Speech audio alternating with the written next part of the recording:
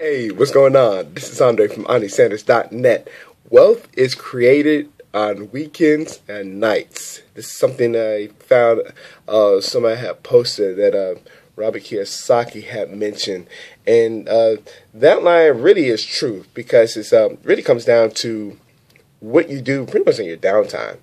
Yes, if most people are working, or maybe some people even own businesses that run, but they're like small business owners. You see what I'm saying?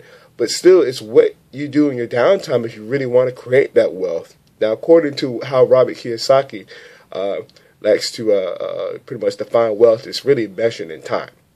Pretty much if you have more, if you pretty much to say you have $1,000 in income and you have $1,000 in expenses, pretty much that equals to like your wealth is measured in 1 month. See what I'm saying? If you had $12,000, let's say in savings instead of income, divided by $1,000 in expenses. Now you divide that, now you have your wealth divided by 12, which would be like 12 months.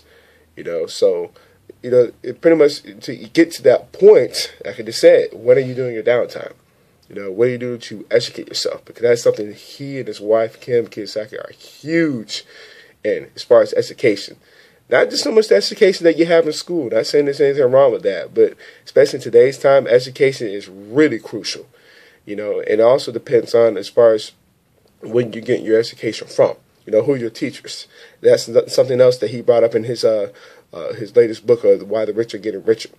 Because it's really important as far as who you're getting your education from, as far as who's teaching you. Are they the ones teaching you? Are they practicing what they're teaching?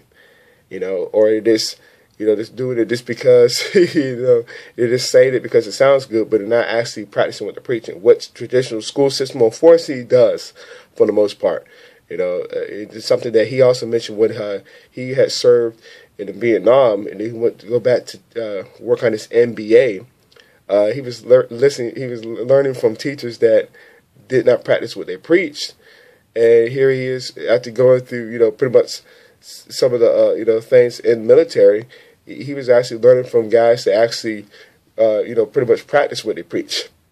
As far as learning, as far as things, learning the most important thing he said, as far as learning the mission, mission and team, important stuff that you need to do, especially in the real world.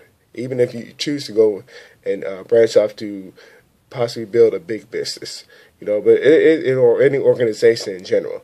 But again, to get up to that point, like I just mentioned, you have to educate yourself, especially on that downtime, which is crucial. And a lot of people pretty much use that downtime as far as watching TV, socialize. Not saying there's anything wrong with that. Not saying there's anything wrong with taking a break. But sometimes, we'll use that as an excuse or even abuse that more so.